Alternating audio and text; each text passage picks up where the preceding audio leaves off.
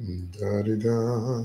All right, I'm live on Facebookles and YouTubers. Gonna pop on Instagram because it always takes a minute to come on. You know. Okay, there we go. All right, we got a lot. There we go, live on Instagram. All right, we got a lot to talk about today, so we're gonna just jump right on in. The topic of today's weekly live comics chat is.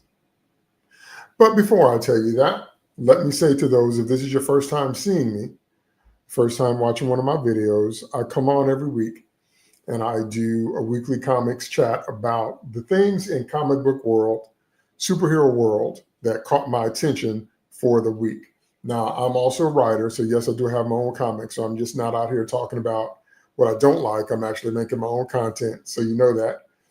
And I've been reading comics since I was 4 years old. So I haven't been 4 in a minute. So it's been a lifelong type of thing. So I'm coming out here to talk about what caught my attention this week. I don't cover everything because it's too much to cover, but I'll talk about what is important to me. So what we're going to talk about today is this right here. We're going to talk about if Avengers doomed. Avengers doomed. Now, yes, that is a play on words, and yes, all the double meanings and all the stuff in there, all that stuff you thinking, yes, that's right. That's right. We're going to talk about Avengers Doomsday because I'll give you my prediction at the top of this video and then I'll repeat this prediction at the end. But I am fairly certain that Avengers Doomsday is going to be very commercially successful. I believe it's going to make a lot of money. For a bunch of different reasons, which we're going to talk about today. But I don't think it's going to be a good story. Now, we know that they don't care, but the fans do care. But some people don't care. Some people defend anything. So, if Robert Downey Jr. got there and out there and saying, Kiss from a Rose for 3 hours, people like, oh, greatest ever, you're just haters, blah, blah, blah. So I don't think people understand the concept of crying wolf. You can only cry wolf so many times. You can only call people so many times before they just stop caring. So we've long reached that point in fandom. But anyway, let's talk about Avengers Doomsday. First thing I want to talk about is the stunt casting of Downey himself. The stunt casting of Robert Downey Jr. himself. Okay, so by casting him, that is just a very clear kind of Hail Mary that they want people to come back to the franchise. They want people to pay attention. They want the franchise to try to be in its glory days again. They're using nostalgia and member berries and all that. But the question is he right for the role? Now, of course, people are going to scream, you have to wait to see the movie, but do you? By casting him in this role, and especially if the plot leaks that we heard are accurate. The plot leaks that we've heard is that when Captain America goes back in time to take the Infinity Stones back, and one version of Cap, repeat one version because there are 3 versions of Captain America now in the time stream. There's original Cap, which became old Cap. There's the second Cap that he fought in the elevator when he went back in Endgame. And then there's original Cap that did all the adventures that we saw in the movie. Because if Cap went back and lived his life with Peggy, then he didn't do all the adventures we saw in the movies. See that? So there's 3 versions of Cap. So the leaks say that it's those incursions into the space-time continuum that actually either turns this version of Doom into Doom or kills his family. So then he's out for vengeance because he lost everything because of them messing with the timey-wimey stuff and the multiverse stuff and all that. Always remember that time travel is not the same as multiverse. Time travel is not the same as multiverse. You have to define the rules for each for whatever plot device you're going to use. Well, multiverse has to do with many, many, many different Earths and things developing differently on those Earths from the way we knew them in the main Earth. Time travel has to do with you trying to change events in the stream and the Earth that you're from. So they're not quite the same thing, even though sometimes people use them interchangeably. And so if any of those leaks are correct, then it's going to be the events of Endgame, and I think the Russo brothers said that, it's going to be the events of Endgame that trigger the events of Doomsday. But we're not stupid as an audience. We know the only reason they cast Robert Downey Jr. was to make sure there'd be eyes on it, because they had to bring back all the characters that they killed and all the characters that we love, because none of the new characters were working. None of the new characters that they focused on and introduced and, gave TV shows to and new movies to work to bring Marvel back to the glory days after Endgame. Like none of them. Like not one. Okay? And so they want to get back into that guaranteed $1 billion box office kind of thing. They want to get back into the, millions of eyes on it. They want to get back to the repeat viewings and all that. So that's why they cast Robert Downey Jr. as Doom.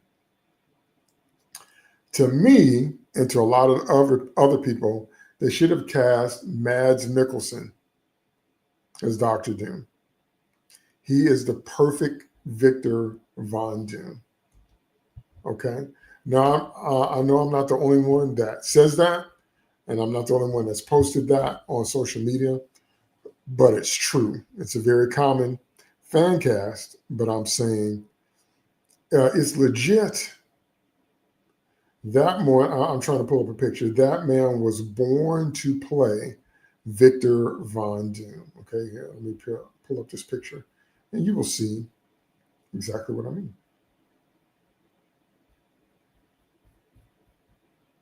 Look at that. Look at that. You can't tell me. You can't tell me that's not what Victor would look like and be like in real life. Can't tell me that. Cannot tell me. So what they should have done was cast Mads, because we would have had a chance maybe of getting an accurate Doom, which we've never had. And we still don't have an accurate Doom this time. So we've never had an accurate Doom in live action, and now we have no chance of getting one because it's RDJ instead of Mads. Okay, and most people people that don't read comics don't understand that Dr. Doom's origin is completely tied into Reed Richards, completely. And I doubt we get any of that if they make the origin of this Doom tied into Captain America going back in the past. Now, some have said that the leak is that the Doom that gets created is from the Fantastic Four's Earth that we saw them in this year, in their movie this year. That the ripples in the time stream from Captain America's choices reach over to the FF's Earth and kill his family or create the situations that cause that version of Doom to become Doom. Also, now there was just a rumor. Now I really hope this one isn't true, because this one is really, really bad. But also there was a rumor that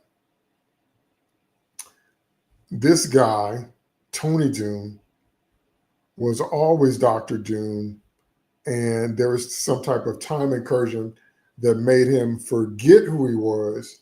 And so he was masquerading as Tony Stark because he forgot his true identity. If they do that, man, that's literally going to unravel every good thing that we know about the Marvel Universe. So I hope that's just a rumor. I hope that's not the real plot thing, that Iron Man was always Dr. Doom who just forgot who he was. And in this movie, he's finally remembering again. I really hope they don't go that way. I really do. Okay, Eric, I see you. Good to see you. I see your comments. I'm going to post comments at the end as always. So keep your comments coming. So, that's the first thing that I think makes me think this movie is doomed. Because even if Downey gives a performance of his life, which he might, we're not going to be able to see past that that's the guy that played Iron Man. And that's the guy that died, gave his life to save the MCU from Thanos. Now we're seeing that same actor playing this villain, or they might twist it where Doom's actually a protagonist. He might actually be a hero. So there's so many different things I've heard, but I don't like any of them. There's nothing about them that I like because this is just stunt casting. This is just a Hail Mary. Okay. And it's obvious to everybody. Okay. Next thing that makes me think that this movie is doomed is the fact that the release date got moved. Okay. So it was originally supposed to be released in May of 26, and then it got pushed to December of 2026. So now we're still just about a year out if it drops in December of next year, but originally supposed to drop in the summer of next year. So that's what. But my question is why? Why are they pushing it? That's the question for me. And I think the answer to that question is for the same reason they push Rise of Skywalker, because they're going to be working on it up to the last minute. I think they finally realized what a lot of us called a long time ago is that they didn't give themselves enough time to finish all the FX and all the FX shots and to do all the editing, because rumor had it they didn't even have a finished script when they started shooting. So it seems that a lot of people are doing this kind of make it up as you go kind of thing, which I just baffles my mind. I don't write like that. I have everything mapped out before I write it. Then I fill in the structure. I put some meat on the bones, as it were, when I write. So I don't understand that seat of your pants kind of thing. Because you know why? You know why that's just crazy to me? Because you will always inevitably write yourself into a corner.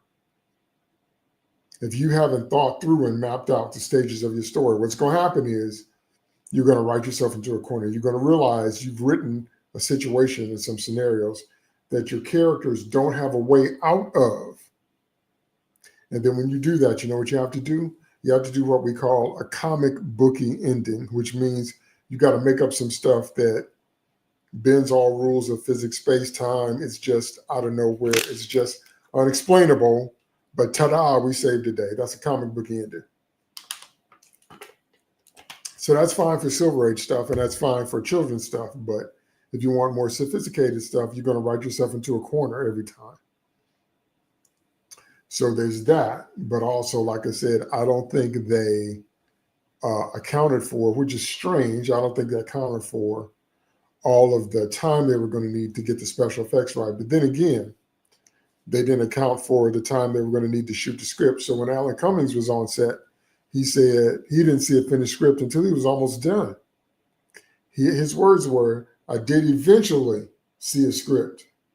So they were just shooting his Nightcrawler scenes with what? See, that does not bode well for a movie. When the movie is making it up as it goes along, that does not look good. That's not a good look. That's not a good sign that the movie is going to turn out well on the other end.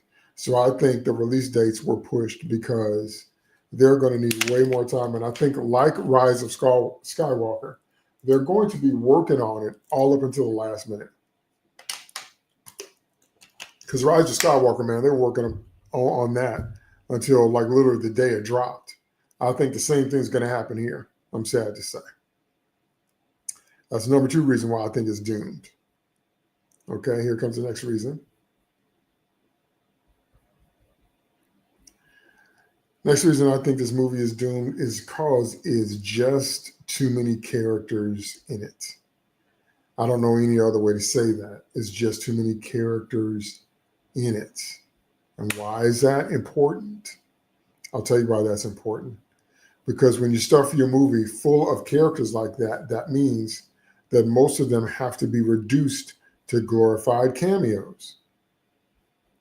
Because you can't follow the storyline of 30 different people in a 2-hour film. I'm going to say that one more time. You can't follow the storyline of 30 different people in a 2-hour film. Can't be done. So you can follow maybe half a dozen, maybe 7 or 8, or you got to get somebody that knows how to write ensemble cast like Joss Whedon. like Firefly, like the Serenity movie. But, we were introduced on the TV show. So if you're going to have a cast more than 6, it's just a 2-hour film. How are we going to be able to follow the lines of all those characters? So look at all the actors that are supposed to be in Doomsday.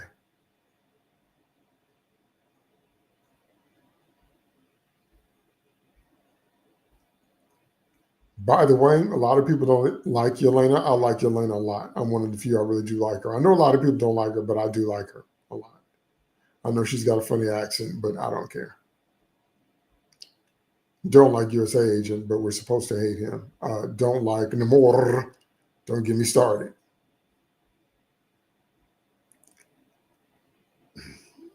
I think Similio is the Rachel Zegler of the Avengers. Because every time he opens his mouth, there's some kind of new controversy. Anyway, Bucky, Shuri, so the new Ben Grimm, Beast, Kelsey Grammer coming back, Sentry, the new Falcon, if you don't know who that is. When Sam Wilson became Captain America, this is his new sidekick, the new Falcon. Their new Johnny Storm, which did nothing for me. It was probably the blandest version of Johnny Storm I've ever seen. David Harbour, we're going to talk about him some more later. Red Guardian. M'Baku won't recast T'Challa for some reason. That's a whole nother video. They're bringing Ghost back. Why are they bringing Ghost back? We didn't know who Ghost was in Thunderbolts. Why do we need to see her in this movie? I'm serious. So Loki, yeah, he needs to be there. Patrick Stewart, we're going to talk some more about him later. Magneto, Ian McKellen, yes. Alan Cumming, Nightcrawler. Rebecca Romaine as Mystique, yeah. All the Fox X-Men, I'm down with that. Mars and the Cyclops. Everybody except Famke as Jean Grey. She's not coming back. I said, why? How you going to have all the Fox X-Men and include Channing Tatum's Gambit, who was never in the original movies? He was just in Deadpool and Wolverine. How you going to have all the original Fox X-Men and not Jean Grey? I don't understand that. I really, really don't understand that. I have some theories, but I don't understand it. Then we got all. And of course, RDJ. So that is a lot of actors. That is a lot of cast. That's a lot of stories to have to follow. So it's probably going to be like a big old Avengers versus X-Men style movie, to be honest. Oh, Lord, I'm freezing. Why is my internet connection freezing? I don't know why I'm freezing. I shouldn't be going that slow. I'm on a good browser or whatever. But anyway, so again, I'm hoping very much so that it's not just like a big melee style. Like it's not like Endgame where everybody was fighting Thanos, where they just have everybody on a field and people are just going at it in their individual little fight corners. But I kind of have a feeling that's what's going to happen. I really don't see how that can happen, to be honest with you, not with a cast this size. Hold on, my screen is freezing. Okay, I'm back to normal there. I don't know what's going on with that. Okay, so let me give you the next reason I think this movie is doomed.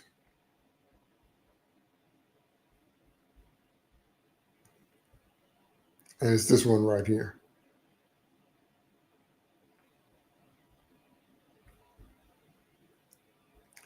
Sam Jackson coming back. They should have brought him back before now, but him coming back now,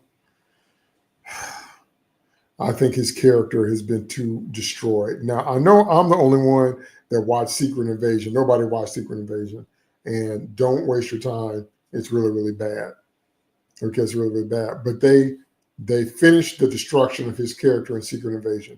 He's broken down. He's old. He's lost his confidence. We found out that the scrolls were his secret weapon all along. That's how he knew so much stuff. We found out he broke his promise to them.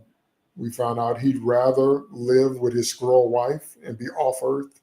I mean, it was such a bad end to the Nick Fury character until I don't see how bringing him back in this context is going to help anything, to be honest with you.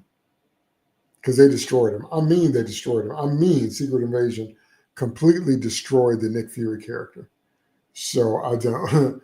I had to bring up Secret Invasion because I watched it, and I think that is a mistake trying to reheat Nick Fury after that, because he became a complete joke. He was the coolest character in Phase One, putting together the Avengers team and going up against Robert Redford in Winter Soldier, and he was the coolest character. But now he's just a broken down old man that's lost his way, and don't nobody want to see that.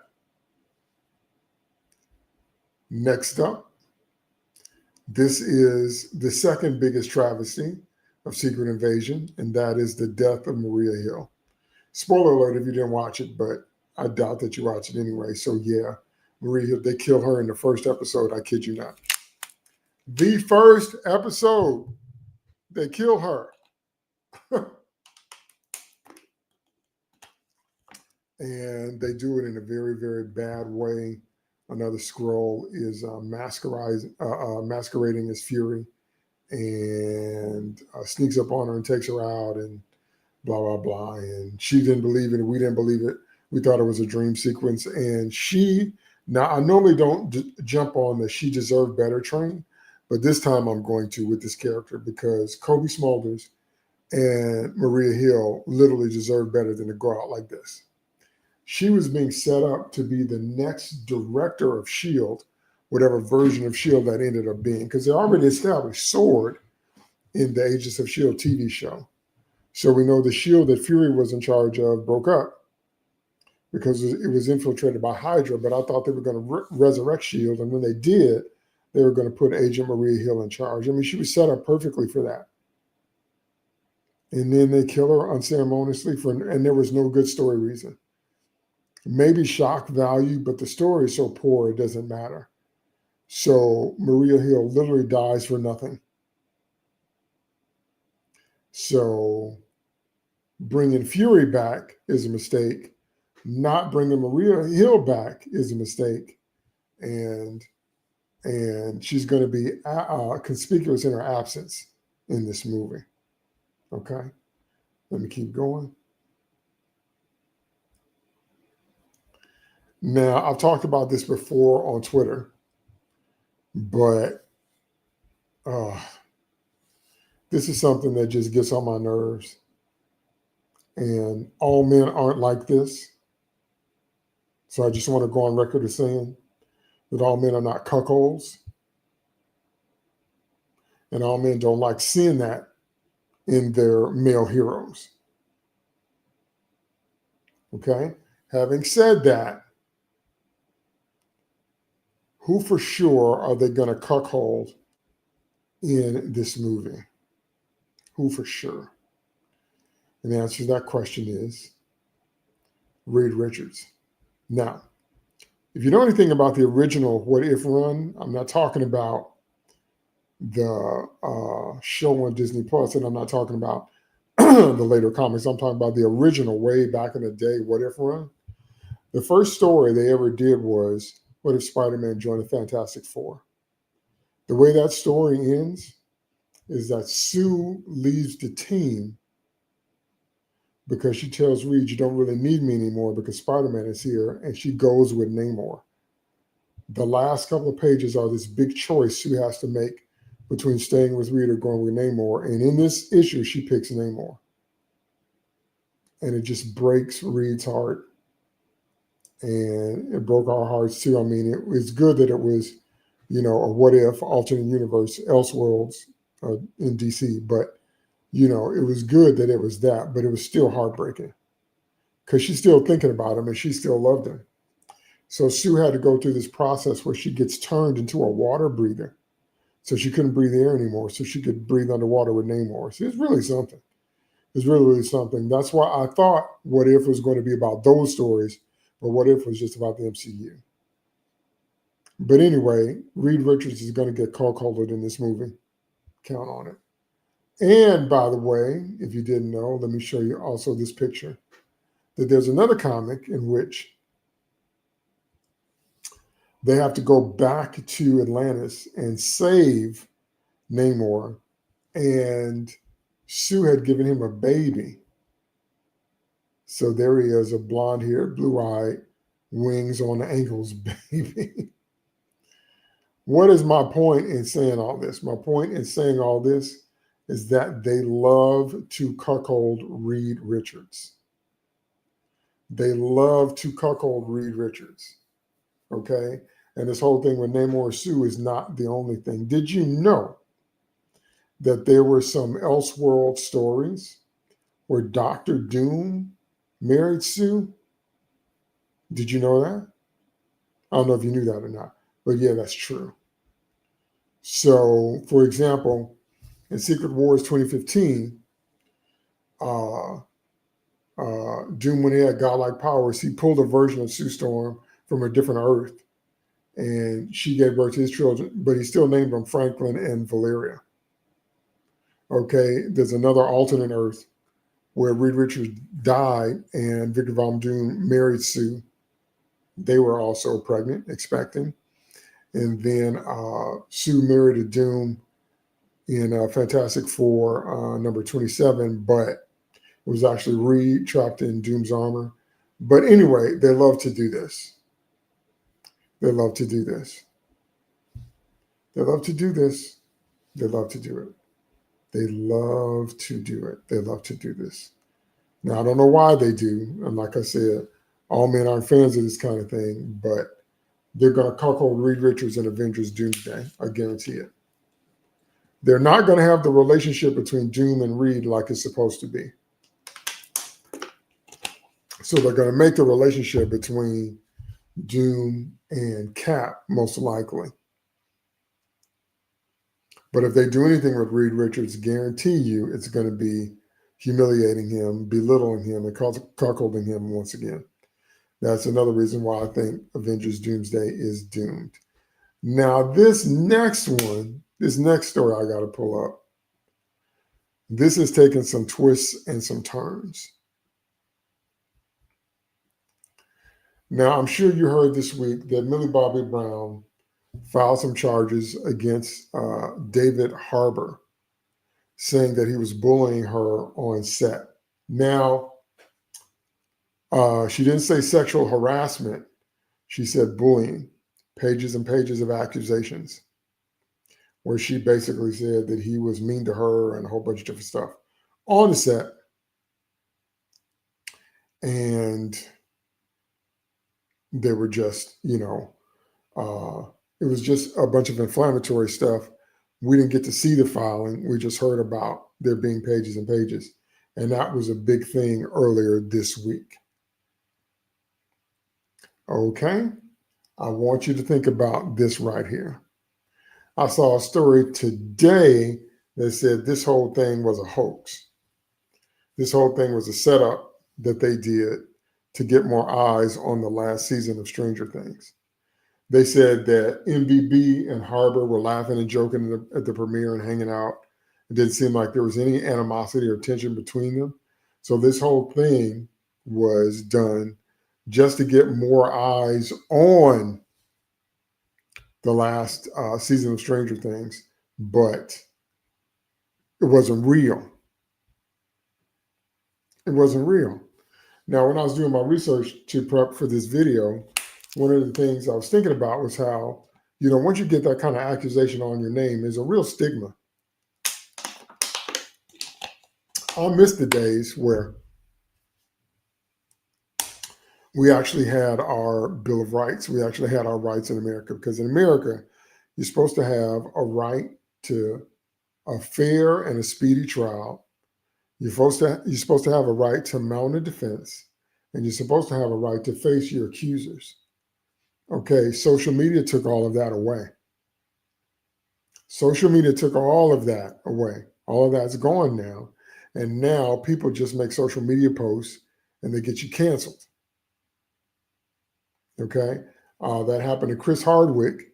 His ex came on social media, didn't mention him by name, but the way she described her ex and the way she described the period of time in her life, it couldn't have been anybody but him. They pulled him off the Talking Dead to investigate those allegations. Nothing fair and speedy about that. Didn't have a chance to defend himself, didn't have a chance to face his accusers. So they have gotten past all that with social media, which is a shame. Okay, and it should be a crime. All right, and so there's a stigma. Another person that comes to mind with that is Joss Whedon. Except for Joss Whedon, there were a bunch of different people that spoke up on him. So I think Charisma Carpenter kicked it off. Then Sarah Michelle Gellar, Buffy herself, chimed in.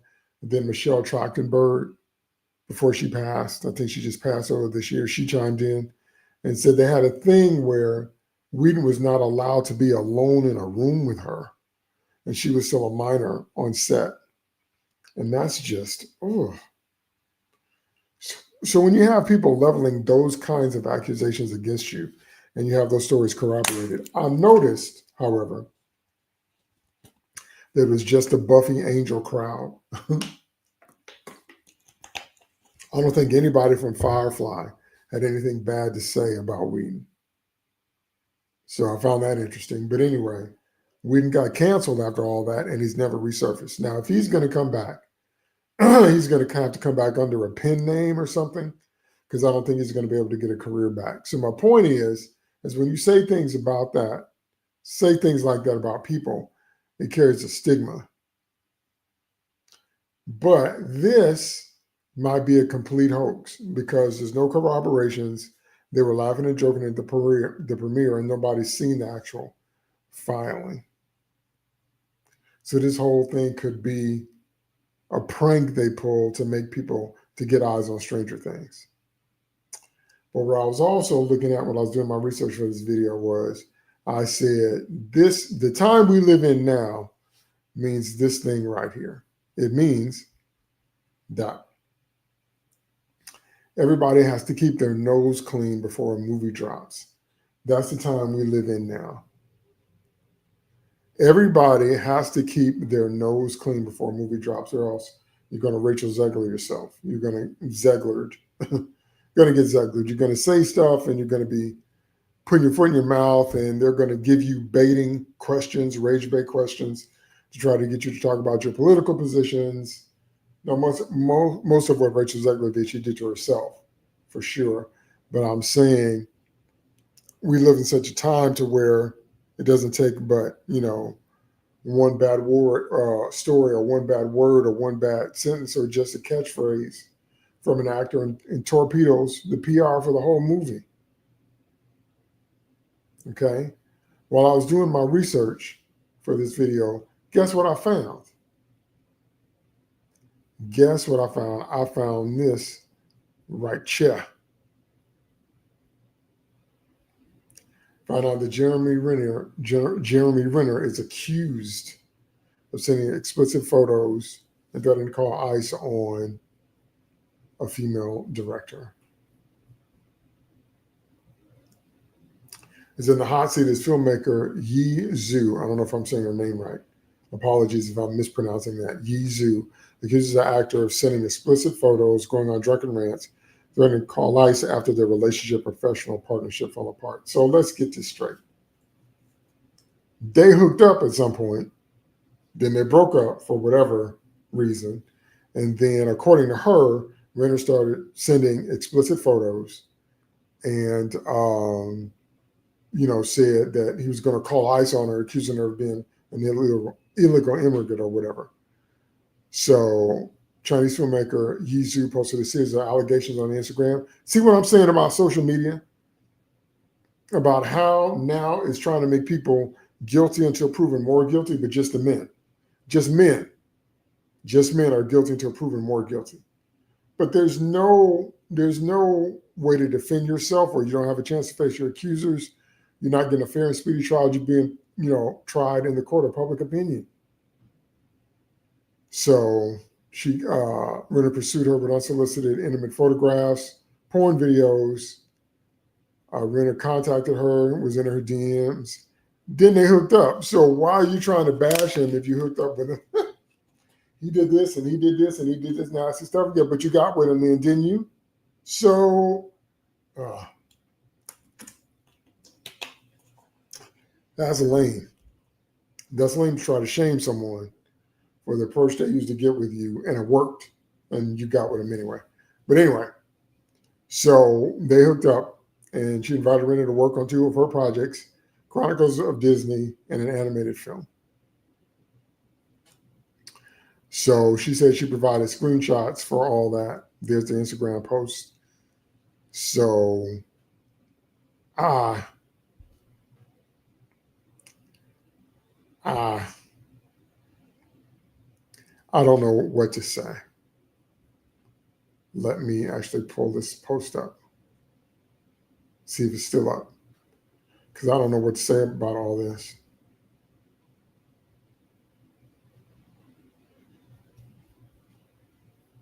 So I guess it's real. She says, thanks to Daily Beast for expanding my voice. We welcome other victims and media to help speak up. So I guess it's real. This is was edited 15 hours ago. So I mean, again, as far as I'm concerned, it's completely lame to hook up with someone that you're now trying to shame by the way that they got with you, because apparently it worked. Apparently it didn't bother you. If he did indeed send explicit photos, if he did indeed send all that, it didn't bother you because you got with him and you worked with him. So you had a personal professional relationship, and now all of a sudden, for whatever reason. So I didn't know what to make of this. It just was kind of out of the blue. I was like, what in the complete world is this? I, I'm just like, Lord have mercy. So, because I like Renner, so I'm hoping that this isn't true. But even if not, it's going to be a mark on his record just from the accusation alone, which is proving my point. My point is, from now until whenever Doomsday drops, all of the actors are going to have to shut up and stay clean. Only do interviews about your role in the movie. And don't do any spoilers, because Ruffalo always spoils the film, and so does Tom Holland. They're both known for that. But don't talk about your politics, and don't talk about your personal life. Just shut up. Do press for the movie. Just talk about the movie like Tom Cruise did. Tom Cruise said, we're just here to talk about the movie. Let's talk about that. Okay, that's the way. Sydney Sweeney very recently was like, she's unbothered by all the flutter, the sturm and drung over her jeans ad or whatever. So what I'm trying to say about the Avengers Doomsday is, the reason I think the movie's doomed is because everybody's going to have to be on their best behavior, and everybody's going to have to shut up from now until next December. I don't think that's going to happen. And this is the opening salvo in what I mean, because accusations do not mean that he's guilty. Accusations, an accusation is not a conclusion of guilt. But I'm saying there's a stigma that's attached to that kind of thing. So now he's got to deal with that. So like I said, I don't know how to make heads or tails of this story. I'm not accusing anybody of anything. I don't know how much more. We got to wait and see, let all the facts come out, because there's too many times where people have jumped on a bandwagon, and as it turned out, all of what they was talking about wasn't right. So we'll see how this goes. We'll see, but man, I'm like, because what happened with Jonathan Majors, he completely ended his career, got him ousted as Kang, and who wants to work with him now? It completely ended Majors' career. And he was set to be the next big bad after Thanos. It was going to be Kang all the time, Kang and Immortus, across all time zones. And then, nope, he went through all that drama, and he is out like yesterday's trash. I really hope that doesn't happen to Renner. I really, really hope that it doesn't. But now we have to wait and see, which is my point. If this kind of shadow is looming over the movie, they'll probably cut him out. But still, this is not how you want to go into the biggest movie of next year, the movie that you bet the farm on, because the budget for this movie is easily going to be $500 million. between production and marketing, easily going to be $500 million. There's no way they don't spend at least that. You don't want to have a movie of that size and that scale being overshadowed with this kind of thing. That's yet another reason why I think this is doomed. Now, let me show you yet another reason. That reason being, I think Brie Larson is back. Everybody thinks she's back. So she went to vote on Tuesday and she had on a wig. So she hid her hair, she had on a hoodie. And she's like, ignore the wig. And so everyone is extrapolating, is speculating, is thinking that meant that she's actually shooting for Doomsday and she's got her long hair back as Captain Marvel. Now, I don't know if that's true or not. What I do know is that Captain Marvel and Brie Larson, both the character and the actor, are divisive. And what you don't want to do is put a divisive character and or actor in a film you want everybody to go see, because it's going to turn some people off. She herself, Brie Larson, and Captain Marvel, they're both divisive, both character and actor. And so I know when I watched Infinity Wars and Endgame, every time she's on the screen, I just roll my eyes. I was just like, oh. I'm literally counting the seconds until she's off the screen. And then when she meets Spider-Man, she says in the most annoying nasal voice possible, "Hey there, Peter Parker. You got something for me?" Oh, So, but if they fooled around and brought her back, then there's going to be more divisiveness. Now, I have saved the best for last. This reason that I'm about to pull up now is the one saving grace I think the movie has. Okay? This one I'm about to pull up is the one saving grace I think this movie has. And here it comes. That's this right here. It's reported that Patrick Stewart is going to retire for good after his role in Avengers Doomsday. Now, I'm not exaggerating in the slightest when I say that Patrick Stewart is a legend. I mean, going all the way back to Excalibur, so we're going all the way back to the early 80s. He's been on stage and screen. He's succeeded on stage, on the small screen, and the big screen. And he's played legendary characters, and he's created legendary characters. So, I mean, most people love Patrick Stewart. Now, I love him more for being Jean-Luc Picard in Next Generation than I do for being Professor X. But, I mean, teach his own. I didn't mind him as Professor X.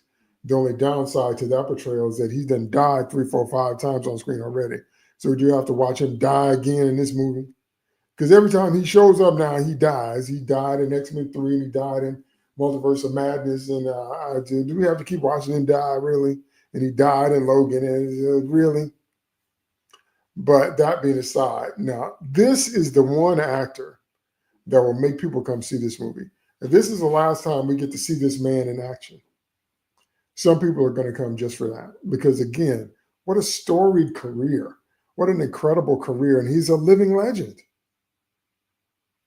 And so, like I said, I can't imagine. Because even if I wasn't a comic book person myself, I would go see this movie just for him. When I saw the announcement that this was supposed to be his final role, I would make a point then to see the film just for that. See Patrick Stewart in action one more time. One more time. One more time. And remember, the Star Trek, the original series actors, their last movie together was The Undiscovered Country. Now, they invited Kirk, Spock, and McCoy back for Generations, but Leonard Nimoy and DeForest Kelley wisely realized that those parts were not worthy of them, and they didn't really do anything, and they didn't want to sully what they'd already done. So that's why it ended up being Kirk, Scotty, and Chekhov. But that was originally supposed to be, Kirk, Spock, and McCoy. But anyway, the last time we saw the original series actors together on the big screen was Undiscovered Country, which was a great film, directed by Nicholas Meyer, same guy that did Wrath of Khan. Great film. It wasn't the last time we saw them because Nimoy came back as Spock many times after that, both in the Kelvin movies and, so we saw him again. And Shatner came back in Generations. And so, but I'm saying all of them together, that was the last time. So this is going to be the last time we see the original Fox X-Men cast together, except for Jean Grey. That's such a huge omission of Famke. I don't understand why. But if this is the last time we get to see this man, then I would go to see it just for that. And I suspect I'm not alone in that perspective. I suspect completely that many, many people are going to come see this movie just to see him for the last time. If this is his last hurrah as an actor, if this is his last role of all time, how could you miss it? Why would you not want to see it? You know what I'm saying? This is the one saving grace I think Avengers Doomsday has. So whoever leaked this story or created this story, whoever decided to put this out, that was a marketing boom. That was one of the few things they've done right on the marketing side. Because if there's anything that will make people get out, because all the stuff I listed before this one, I thought had been strikes against the movie. I still don't think Patrick Stewart's involvement is enough to overcome a bad script, because X-Men 3 was terrible. Ugh. But I do think his presence, if it's the last time we're going to see him act, is enough to get enough normal eyes on it to make it even more successful. So this is the one saving grace I think Avengers Doomsday has, and this was a brilliant move to do so. But everything else that I listed, I think are strikes against the film. I could be wrong. I do think it's going to do well financially. I just don't think the story is going to be worth anything. I hope I'm wrong. I hope I'm wrong and we're blown away and the story is great and the acting is great and the effects are great and it's emotionally satisfying by movie's end. I hope I'm wrong. But I really feel like it's going to do well financially, but the story is going to be in the trash. Okay, so let me look at some of your comments. Thanks, guys, for showing up to my live, and thanks for giving me all your comments. You know I love them.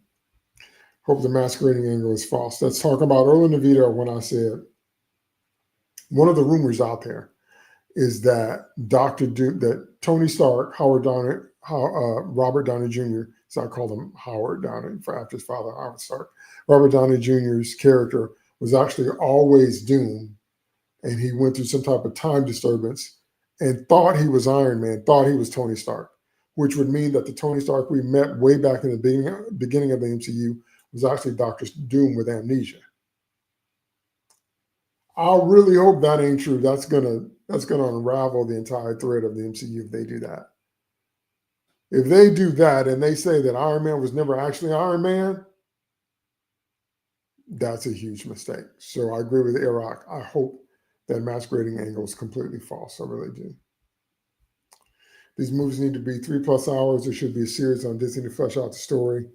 Yeah, they were originally going to be 3 movies, I think, and then they said 1 movie, and then they brought them back to 2 movies because it was going to be Secret Wars 1 and 2, and then they condensed them, and then they said, okay, Doomsday, then Secret Wars. And so I don't think that a 2-hour movie is going to be able to do justice to all that they got going on. They might have to be 3-hour films. If they're not 3-hour films in the theater, then I demand a director's cut. One of the reasons I demand a director's cut is because I watched the theatrical cut of Justice League, the one that Whedon worked on, and then I watched the full-length cut of Zack Snyder. Zack Snyder's cut is the real movie. When you watch Joss Whedon's cut, that's not even the movie. Like, you really don't have any idea of what's going on. Not really. You have to watch Zack Snyder's 3-hour cut to actually understand the story he was trying to tell in Justice League. So I'm feeling that way about these films. I haven't seen them yet, obviously, because they're not out. But I'm feeling that way. They either need to be 3 hours long, or if they have to have a short runtime for theatrical release purposes, then I say release a director's cut where everything they wanted to be in there is in there. You can't tell me that we wouldn't buy that, because we would. Everything that we wanted to see in the film, everything the directors wanted to put in, even stuff they had to cut out for time's sake, release a director's cut so we can get the whole story, is my request. Why'd you have to bring up Secret Invasion? I just had to make my point about Fury and Maria Hill, because Fury is ruined. I don't want to see him no more. Maria Hill is dead, and I do want to see her some more. So they did the exact wrong things with both of them characters. But Secret Invasion is the content that did that. So sorry I had to bring up those painful memories. What in the world with that Renner story? I don't know. I don't know. I don't know. It makes me sad for a variety of reasons. I hope it's not true. If it is true, it's going to put a damper on his career. He's going to have to go through a bunch of stuff. Even if everything they did was consensual, if she tries to frame him like he's being a creep, which again, she kind of shot herself in the foot if she said he did all this, then he hit up my DMs, and then we had a relationship, and then we had a professional relationship, then what he did didn't bother you. So why are you trying to bash him now? Why are you trying to put him on blast now? So it feels janky to me. It feels shaky, shady. So I hope that's how it pans out, because I like Renner, and everything I've seen Renner in, I enjoyed him in. I love his acting. So I hope the stigma that comes along with these things doesn't get attached to him. Okay, it took Chris Hardwick out for a while, made Joss Whedon go away, made Jonathan Majors go all the way away. Because we have to have another conversation. I might have to do a live stream on that one day. We have to have another conversation on, do certain things, is it right to take away your right to work? The answer might be yes, depending on the nature of your crimes or your allegations. So based on some of the things you may do, then yes, there's certain fields you shouldn't be allowed to work in anymore based on what you did. Yes. In other situations, if you never get a chance to work again, how are you supposed to make a living? And if you train to do one thing, so I guess you have to take up a new career or whatever. So I don't know. I'm not weighing in on that debate. I'm saying it's a debate that we need to have, because I think it has many, many facets to it. So I think it would be worth talking about, but I'm not trying to give my opinion one way or the other on that. I'm just talking about conceptually, I think it's worth examining. But I am giving my opinion on Renner, and that is, I hope this isn't true, and I hope he can work it out, and I hope he can keep working, because I'm not buying someone accusing him of being a creep, but you hooked up with him and worked with him, then it just sounds like manufactured vengeance to me. It's like the Flash movie with his miscast star, all the drama that came out before that movie dropped. Exactly, Eric, exactly. That's what I'm talking about. That is exactly what I'm talking about. We don't want that going into Avengers Doomsday. So it's supposed to drop in December of next year. So that means we have 13 months, because we're only through week 1 of November. So we have 12 months and 3 weeks, if you will, to prepare for Avengers Doomsday. That means all the actors going to have to shut up. All the actors are going to have to stay out of trouble. When people corner you and ask you rage-baited questions like they just did to Sydney Sweeney, just say, I'm not here to talk about that. I'm here to talk about the movie. Just shut on up. And because everybody's going to have to stay out of trouble, going to have to keep their nose clean, and everybody's going to have to stay out of trouble from now until next year. I hope they can, but I doubt it. There's nothing appealing about Captain Marvel in the MCU, correct? Nothing. Carol Danvers as Ms. Marvel in Binary and Warbird worked in the comics, and she was well loved. I've tweeted about that before. She was well loved as Ms. Marvel, Warbird, and Binary. She was quite loved in the comics and had a great fan base. And she was a great character. But it's when they graduated her to Captain Marvel, trying to steal Marvel's thunder. In the comics, she never worked. And in the movies, the only reason her first movie made $1 billion is because they sandwiched it between Infinity War and Endgame. And I'm tired of people pretending that isn't true. That's the only reason that movie made $1 billion, because they made it seem like you had to see it to get the full picture of Endgame. How do we know that's true? Because when it came out with the sequel, The Marvels, with Captain Marvel, Ms. Marvel, and Monica Rambeau, it's the lowest grossing Marvel movie of all time. So out of all the movies the MCU has made, The Marvels is the lowest grossing one. That means it's not the love for the character. So Captain Marvel is just kind of a corpse in the cargo as far as I'm concerned, but we'll see. I have no interest in seeing Professor X die again. I second that. Like a GIF I post all the time. I second that. I don't want to see that again. We don't need to see that no more. He done died in 3 or 4 movies already. We don't need to see that no more. Okay, let him go out strong, as far as I'm concerned. Yes to everything on Patrick Stewart. I just wish that Nick Fury wasn't deconstructing Secret Wars. As before that train wreck of a show, he's one of my favorites. Yes, I agree with all that too. I wish that Fury wasn't deconstructing Secret Wars, but he was. He was completely destroyed.